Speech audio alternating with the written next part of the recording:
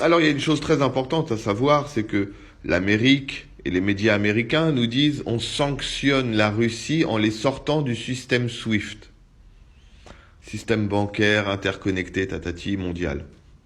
Non, non, c'est pas ça en fait.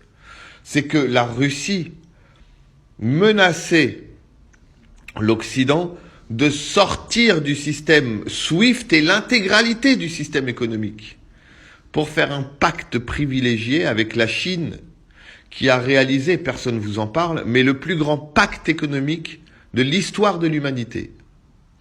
Vous connaissez la Grande Muraille de Chine? Les Chinois ne font rien à moitié. Toutes les personnes qui ont les yeux bridés sont dans le même système économique. Un système intégré, globalisé, etc.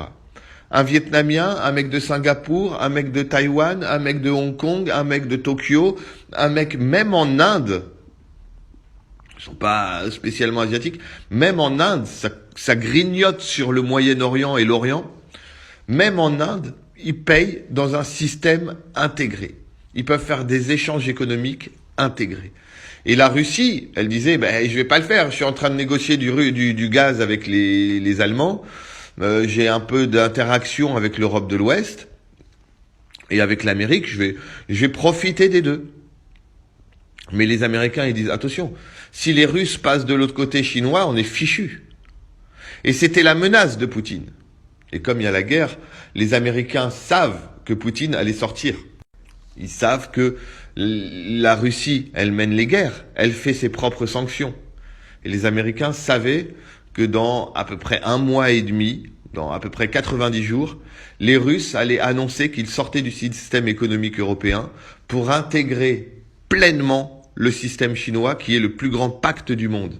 Si bien que le grand pacte asiatique, des milliards de musulmans, des milliards de Chinois, ce grand pacte asiatique, plus le Moyen-Orient, va peut-être devenir un pacte eurasiatique. C'était déjà le plus grand pacte économique, mais la Russie va peut-être ajouter sa sauce. Alors là, l'Amérique, qui a imprimé 2000 milliards de dollars de la monnaie de singe, fragilise son économie.